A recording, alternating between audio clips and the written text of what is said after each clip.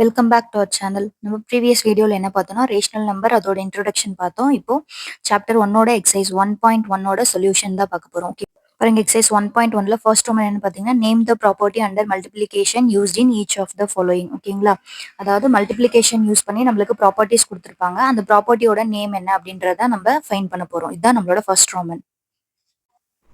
பாருங்க, நம்மளோட இதுதான் ஃபர்ஸ்ட் கொஸ்டின். ஏவோட வேல்யூவை -4/5 எடுத்துக்கிறோம். அப்போ கொஸ்டின் என்ன ஃபார்மேட்டில் இருக்குது? a into 1 equal to 1 into a equal to ஏன்ற ஃபார்மேட்டில் இருக்குது. அப்போது இதில் ஒன்னுங்கிறத நம்ம என்ன சொல்லணும்னா, 1 இஸ் த மல்டிப்ளிகேட்டிவ் ஐடென்டிட்டி. எப்படி? இப்போது ஏன்னு ஒரு நம்பர் எடுத்துட்டோம். நம்மளுக்கு எந்த நம்பரால் மல்டிபிள் பண்ணும்போது அதே ஏ வந்து நம்மளுக்கு ஆன்சராக கிடைக்கும்னு பார்த்தீங்கன்னா ஐடென்டிட்டியால தான். அப்போ இது மல்டிப்ளிகேஷனில் இருக்குது. அப்போ மல்டிப்ளிகேட்டிவ் ஐடென்டிட்டி பார்த்தீங்கன்னா 1. நெக்ஸ்ட் பாருங்க, செகண்ட் கொஸ்டின். ஏவோட வேல்யூ பார்த்தீங்கன்னா -13/7 அண்ட் பியோட வேல்யூ பார்த்தீங்கன்னா -2/7. அப்போ கொஸ்டின் என்ன ஃபார்மேட்டில் இருக்குன்னு பார்த்தீங்கன்னா a into b equal to b into ஏன்னு இருக்கு.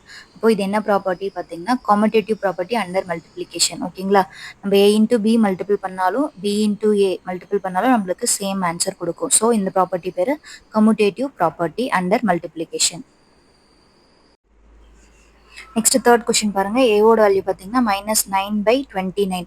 அப்போ 29/19 எப்படின்னு பார்த்தீங்கன்னா அதோட ரெசிப்ரோக்கல் தான். அப்போ ஏவோட ரெசிப்ரோக்கல் என்ன? 1/a. ஓகேங்களா, அப்போ நம்மளோட கொஸ்டின் என்ன ஃபார்மேட்ல இருக்கு? a into 1/a equal to 1 அப்படின்னு கிடைச்சிருக்கு. ஓகேங்களா, அப்போ இது வந்து மல்டிப்ளிகேஷன்ல இருக்கிறதுனால மல்டிப்ளிகேட்டிவ் இன்வர்ஸ் ப்ராப்பர்ட்டி. ஓகேங்களா, ஒரு நம்பர் அதோட இன்வர்ஸ் நம்ம மல்டிபிள் பண்ணும்போது நம்மளுக்கு என்ன கிடைக்கும்னா ஐடென்டிட்டி ஆன்சரா கிடைக்கும். இப்போ ஒன்னுங்கிறது நம்மளுக்கு மல்டிப்ளிகேட்டிவ் ஐடென்டிட்டி.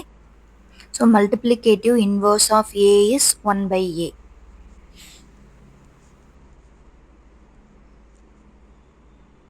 நெக்ஸ்ட் பாருங்க, second Roman. Tell what property allot you to complete. கொடுத்துருக்க கொஸ்டினை என்ன ப்ராப்பர்ட்டின்னு சொல்லணும், அதை கம்ப்யூட் பண்ணி நம்ம ஆன்சரும் சொல்லணும். ஓகேங்களா, இப்போ கொஸ்டின் பார்த்தீங்கன்னா 1/3 into 6 into 4/3 as 1/3 into 6 into 4/3. அப்போ என்ன ஃபார்மேட்டில் இருக்கு? a cross b cross c equal to a cross b cross c. Just bracket மட்டும் நம்மளுக்கு என்னவா இருக்குன்னா மாறி இருக்கு. ஓகேங்களா, ஏவோட வேல்யூ பார்த்தீங்கன்னா 1/3, பியோட வேல்யூ 6 அண்ட் சியோட வேல்யூ பார்த்தீங்கன்னா 4/3. இப்போ இதில் ரெண்டு சைடும் நம்ம சால்வ் பண்ணி both LHS RHS left hand side right hand side ரெண்டு சைடுமே நம்மளுக்கு சேம் ஆன்சர் வருதுன்னு நம்ம கம்ப்யூட் பண்ணி காட்டணும், சால்வ் பண்ணி காட்டணும். ஓகேங்களா, இப்போ எல்ஹெச்எஸ் மட்டும் எடுத்துக்கலாம். a cross b cross c. இப்போ 1/3 இன்டூ 6 இன்டூ 4/3. ஃபர்ஸ்ட் பிராக்கெட்ல இருக்க டேர்ம் தான் சால்வ் பண்ணும். அப்போ 1/3 அப்படியே இருக்கும். இப்போ பிராக்கெட்ல 3 டேபிளால கேன்சல் பண்ணோம்னா 3 1 சார் 3, 3 2 சார் 6. அப்போ 4 இன்டூ 2 இருக்கும். இப்போ 1/3 into 4 into 2. Next step 1/3 into 4 2 sir 8. அப்போ 8/3 கிடைக்கும். ஓகேங்களா, அதாவது 8/1 இருக்கும். நியூமரேட்டரோட டினாமினேட்டரோட மல்டிபிள் பண்ணா 8 1 சார் 8, 3 1 சார் 3, 8/3 நம்மளுக்கு கிடைக்கும். அப்போ எல்ஹெச்எஸ் என்ன கிடைச்சிருச்சு? 8/3. இதே மாதிரி நம்ம என்ன பண்ணணும் அப்படின்னா ஆர்ஹெச்எஸ் ஃபைன் பண்ணணும். இப்போ a cross b cross c வந்து ஃபைன் பண்ண போறோம். இங்கே ஏவோட வேல்யூ 1/3 இன்டூ 6 இன்டூ பியோட வேல்யூ 6 இன்டூ சியோட வேல்யூ பார்த்தீங்கன்னா 4/3.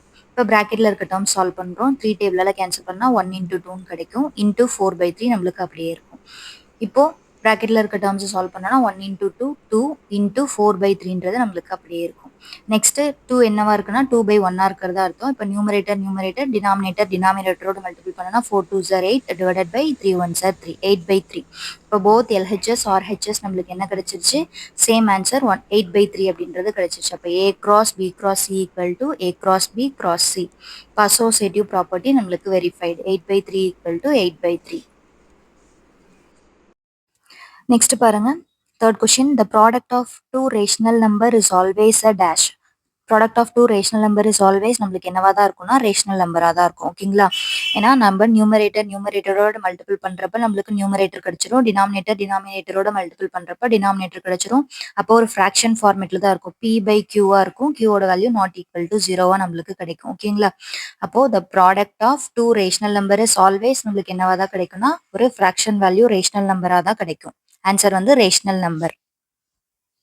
நெக்ஸ்ட் பாருங்க, நம்ம எக்ஸசைஸ் 1.1க்கு மேல ட்ரை திஸ்ல ரெண்டு சம் இருக்கு, அதையும் நம்ம சால்வ் பண்ண போறோம். ஃபைண்ட் யூசிங் டிஸ்ட்ரிபியூட்டிவ், அதாவது டிஸ்ட்ரிபியூட்டிவ் லாவை யூஸ் பண்ணி இந்த ரெண்டு சம்மையும் நம்ம ஃபைண்ட் பண்ணணும், ஆன்சர் ஃபைண்ட் பண்ணணும். பாருங்க, ஃபர்ஸ்ட் கொஸ்டின் அடிஷன்ல இருக்கு. ஓகேங்களா, டிஸ்ட்ரிபியூட்டிவ் ஆஃப் மல்டிப்ளிகேஷன் ஓவர் அடிஷன்ல. அப்போ நம்மளோட டிஸ்ட்ரிபியூட்டிவ் லாவை ஃபர்ஸ்ட் நம்ம எழுதிக்கலாம். a cross b plus c equal to a into b plus a into c. இதில் ஏபிசியோட வேல்யூஸ் மென்ஷன் பண்ணிக்கலாம். ஏ ஈக்குவல் டு நம்மளுக்கு 7/5 அண்ட் பியோட வேல்யூ பார்த்தீங்கன்னா -3/12. தென் சியோட வேல்யூ பார்த்தீங்கன்னா நம்மளுக்கு 5/2. ஓகேங்களா? இப்போது நம்மளுக்கு கொஷின் என்ன ஃபார்மேட்டில் இருக்குது? A cross B plus A cross சியில் இருக்குது. இது எதுக்கு equal? A cross B plus சிக்கு ஈக்குவல். அப்போ நம்ம அதை மட்டும் ஃபைன் பண்ணால் போதும். ஓகேங்களா?